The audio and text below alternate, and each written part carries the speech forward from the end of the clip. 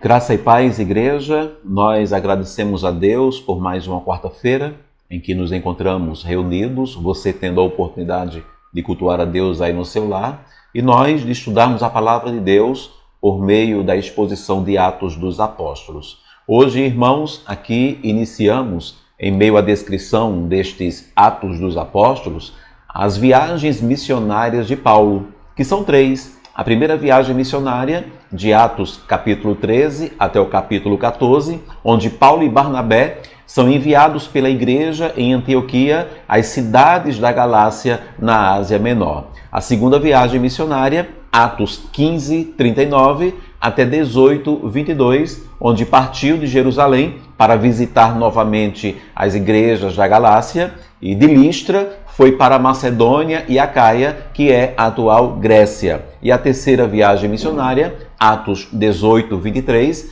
até o capítulo 21 e o verso de número 16. Paulo visitou a Galácia pela terceira vez e então permaneceu em Éfeso por mais 2 anos. Dali, viajou novamente para a Macedônia e Acaia, atual Grécia, permanecendo 3 meses. Retornou à Ásia, indo pela Macedônia. Hoje, irmãos, iniciaremos com a primeira viagem, mas abordaremos Atos capítulo 13, versículo 1 até o versículo 15. E aí, na próxima quarta, nós continuaremos, então, por essa viagem.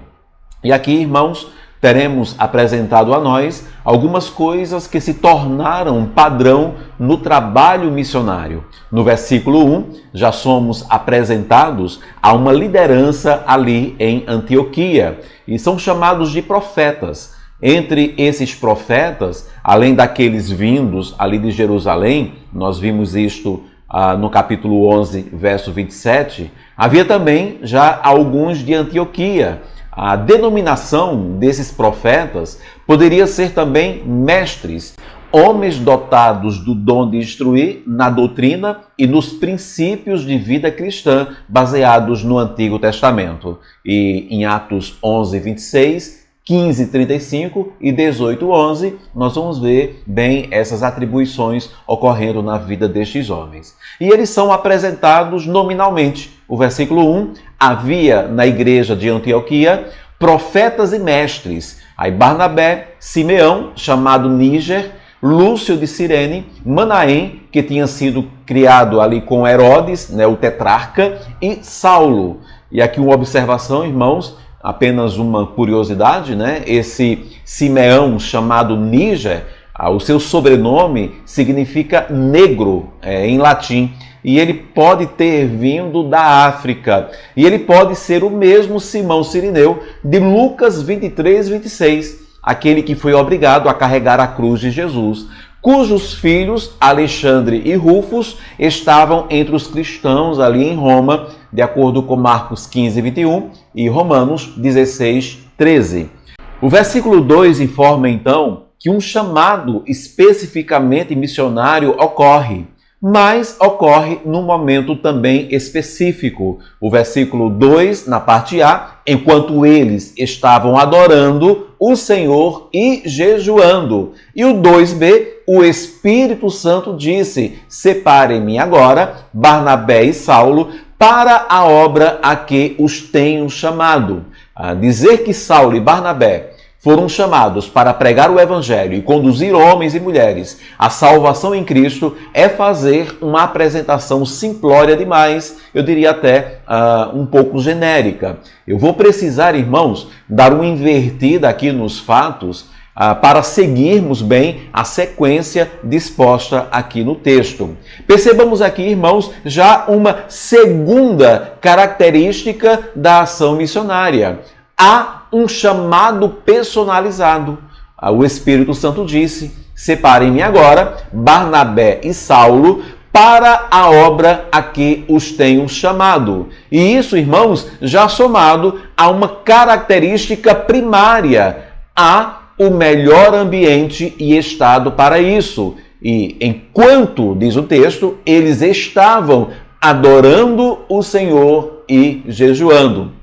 Obviamente, irmãos, que Deus ele pode usar até mesmo aqueles que ainda nem passaram pelo novo nascimento. Entretanto, o chamar, o enviar, o cumprir, aí esse chamado, né, só será aplicado quando o comissionado estiver devidamente apto para exercer os dons provenientes apenas àqueles verdadeiramente nascidos de novo e com a vida santa diante do Senhor. Prática essa, a vida de santidade, que é mantida durante todo o processo. No versículo 3a, dando continuidade, então jejuando e orando. E a próxima característica da ação missionária seria então a imposição das mãos. Versículo 3 na parte B, e impondo as mãos sobre eles. Eles, né, os líderes da igreja, oficialmente colocaram suas mãos sobre Barnabé e Saulo, em reconhecimento ao que o Espírito Santo já tinha feito no versículo 2, e do que ele iria fazer ao enviá-los. A imposição de mãos não é uma capacitação, e sim uma confirmação daquilo que só o Espírito Santo o faz. Ele chama, ele capacita, ele envia. A confirmação da liderança é feita mediante testemunho. Só se põe as mãos sobre quem se acredita. O texto, ele finaliza dizendo que, no versículo 3, na parte C, os despediram. Há de se compreender que a partir daqui, dessa primeira viagem missionária, começa o grande movimento missionário da igreja até os confins da terra, direcionado por Cristo em Atos capítulo 1, versículo de número 8. Os princípios missionários, visto aqui no capítulo de número 13 de Atos, são um modelo, né, para todas as igrejas que enviam missionários. Primeiro, há o melhor ambiente e estado para se fazer isto. Segundo, há um chamado personalizado, um chamado específico. E terceiro, há a imposição das mãos por parte dos líderes. A partir de então, esses três princípios irão se confirmando no exercício missionário exercido pelo comissionado. Obviamente que sempre pode ser diferente de um chamado para o outro, né? De um campo missionário para o outro. É tudo muito relativo e dependente. Dependente do local, do tempo, do contexto, da cultura, mas em todas as possíveis nuances, os princípios serão mantidos. Se está em vida de santificação, se há um chamado direto mesmo, se há confirmação da liderança. Então, o Espírito Santo estará abalizando e confirmando a missão e o comissionado. Seguindo o texto, veremos como se deu a primeira viagem missionária desses homens. E, obviamente, tiraremos lições para a nossa vida, para todo aquele que se dispõe ao ide de Jesus. O versículo 4 diz que desceram até Seleucia, onde ficava o porto de Antioquia, mais ou menos 25 quilômetros ali a oeste de Antioquia, e foram para Chipre, uma grande ilha ali ao sul da Turquia, terra bastante importante por ser fornecedora de cobre ali no mundo da época. No Antigo Testamento, né, o Quitim, e era a terra natal de Barnabé. O versículo 5 nos traz duas informações importantes. Primeiro, irmãos, no 5a, quando chegaram a Salamina, começaram a anunciar a palavra de Deus nas sinagogas judaicas. Aqui podemos perceber que eles não deixaram de oferecer o evangelho primeiramente aos judeus. Eles, chegando à primeira parada, vão pregar logo na sinagoga judaica. E segundo, o versículo 5 na parte B,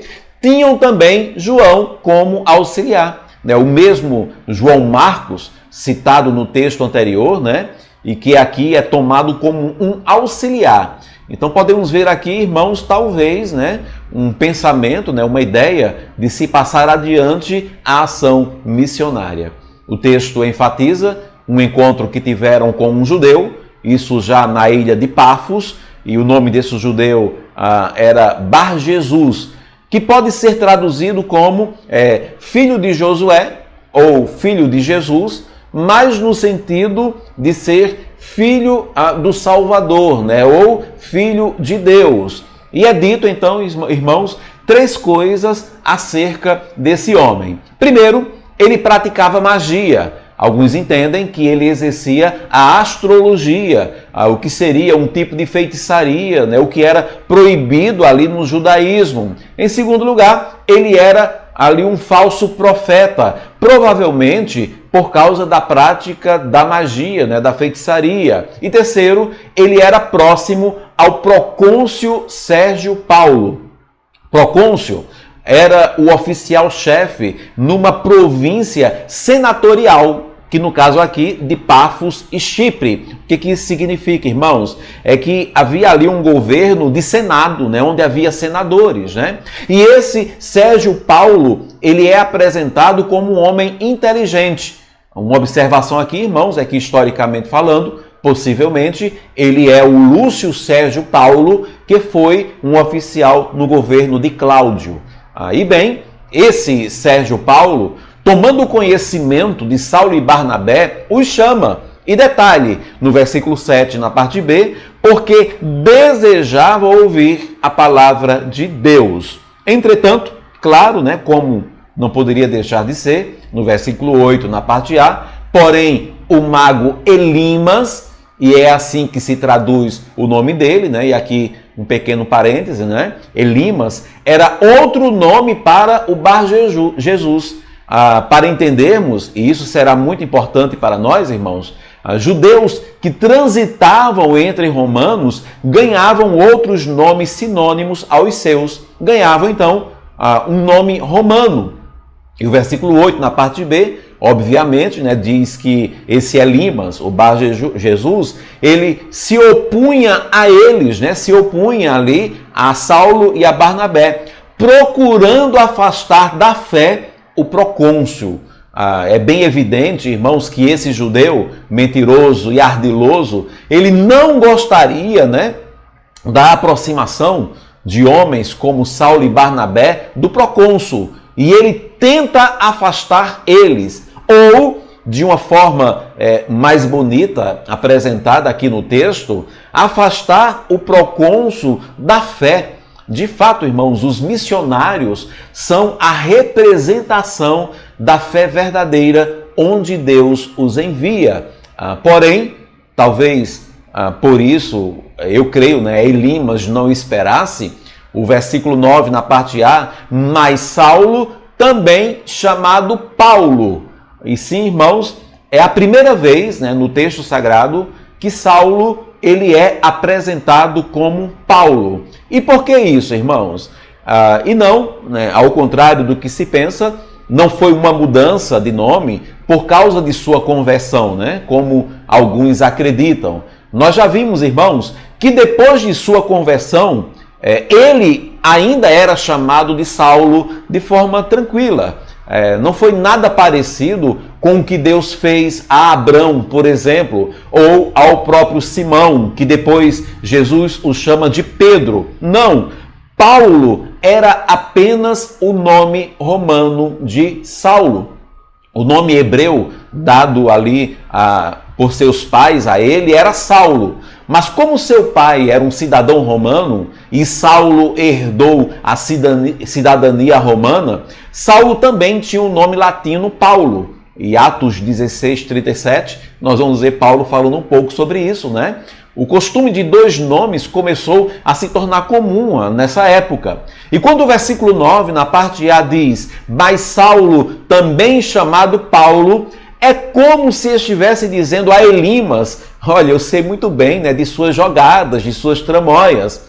Um exemplo, irmãos, é como se eu tivesse diante de alguém e eu estivesse evangelizando essa pessoa, conversando com esta pessoa, e essa pessoa tivesse determinadas marcas e sinais, talvez uma vermelhidão nos olhos, alguma coisa assim, e eu mesmo não reconhecesse os sinais. Mas aí vem, digamos assim, não é? Um novo convertido do meu lado, né? Alguém que nasceu de novo, mas há pouco tempo, e que já viveu, digamos assim, no mundo das drogas. E ele diz para mim, eu conheço esses sinais, né? Eu conheço, né, esses sinais aí presentes na vida desta pessoa, porque eu vim daí. E agora Paulo, no versículo 9, na parte B, e no versículo 10, na parte A, diz o texto, cheio do Espírito Santo, olhando firmemente para Elimas, ele disse, ó filho do diabo, como não admirar e como não amar a Paulo?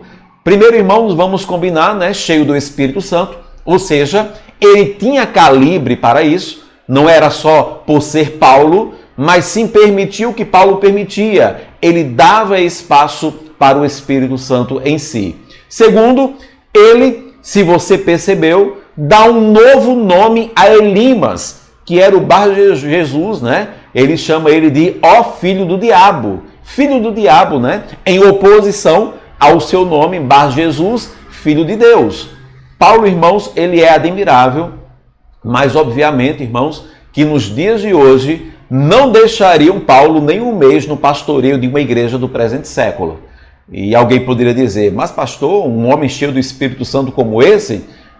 Pois é, irmãos, mais cheio do Espírito Santo do que Jesus. E ele mesmo foi expulso da sinagoga, não é? E Paulo, então, ele justifica a sua explosão àquele falso profeta. No versículo 10, ó filho do diabo, cheio de todo o engano e de toda a maldade, inimigo de toda a justiça, porque você não deixa de perverter os retos caminhos do Senhor? E aí ele decreta, no versículo 11, eis que agora a mão do Senhor está contra você, e você ficará cego, não vendo o sol por algum tempo. No mesmo instante, caiu sobre ele névoa e escuridão, e, andando em círculos, procurava quem o guiasse pela mão. Interessante observar que os milagres do Novo Testamento iam além das curas. Alguns, como nos casos da ira de Deus contra Ananias e Safira, Atos 5, Elimas, aqui, e Herodes, em Atos 12, 20 a 23, envolveram juízo contra os ímpios, alguns que traziam fogo estranho à casa de Deus. São exemplos de julgamento sob a forma de milagre, revelando a ira divina contra o pecado dentro da igreja. E por que Deus agiria assim? Primeiro, pelo seu zelo. Deus é Deus zeloso. Segundo, para glorificar o seu nome. Nesse episódio específico, no versículo 12, então o procônsul, vendo o que havia acontecido, ele creu, maravilhado com a doutrina do Senhor. E para terminarmos por hoje, no relato dessa primeira viagem missionária, irmãos, o que eu vou chamar de um parêntese, que é do versículo 13 até o versículo de número 15. No versículo 13 diz, e navegando de Pafos, Paulo e seus companheiros viajaram a Perge da Panfilha. E o João Marcos, porém, deixando-os, voltou para Jerusalém. Aqui o texto, irmãos, chega a passar a ideia, principalmente em outras traduções, e mais ainda na interpretação de Paulo, de acordo com Atos 15, 38, que João Marcos, ele abandonou a equipe. O motivo do seu afastamento não se sabe, mas ao que tudo indica, não foi algo justificável, sem contar que o texto ele continua com um contraponto a essa decisão de João Marcos. Ele tomou uma decisão de voltar para Jerusalém quando tinha que ainda avançar e ainda havia o que se fazer. O versículo 14, mas eles, ou seja, ao contrário de João Marcos, Barnabé e Paulo, saindo de Perge, chegaram a Antioquia da Pisídia. No sábado entraram na sinagoga, de novo aí, mais uma vez na sinagoga, e sentaram-se. Versículo 15, depois da leitura da lei e dos profetas, os chefes da sinagoga mandaram dizer-lhes, irmãos, se vocês têm alguma palavra de consolo para o povo, falem. E aqui, irmãos, nós paramos por hoje e continuamos então na próxima semana. Hoje, basicamente, vimos alguns princípios essenciais à ação missionária. Primeiro, há um melhor ambiente e estado para isso, o comissionado estará com a vida no altar e em santificação. Segundo, há um chamado personalizado, ele chama pessoas específicas. E terceiro, há uma imposição das mãos. A igreja, ela confirmará pelo testemunho de seus líderes. E dentro disso, irmãos, nessa perspectiva, podemos aprender que na ação missionária, mesmo confirmando o chamado e mesmo sendo cheio do Espírito Santo, primeiro, Deus chama os melhores. Deus chamou a Barnabé e a Saulo. E com todo o respeito, irmãos, aqueles líderes que estavam ali naquele lugar, não é? Como foram nominados ali, especificados, né? Mas a história vai comprovar isso, irmãos. Eles, Barnabé e Saulo, eram os melhores na igreja, irmãos. Ou seja, o melhor para missões. Mesmo confirmando o chamado e mesmo sendo cheio do Espírito Santo, em segundo lugar, o comissionado, ele se apoia na igreja. No caso específico do campo missionário, né, que foram eles aqui, por exemplo, Barnabé e Saulo, prioritariamente eles compareceram às sinagogas. Eles foram à igreja, eles foram à casa do Senhor. E mesmo confirmando o chamado e sendo cheio do Espírito Santo, em terceiro lugar, se levantarão mensageiros de Satanás contra a obra. A ação missionária é a obra mais odiada por Satanás. E por quê? Porque apenas ela abrevia o seu tormento eterno. Mateus 24:14, e será pregado esse evangelho do reino por todo o mundo para testemunho a todas as nações, e disse Jesus, então virá o fim.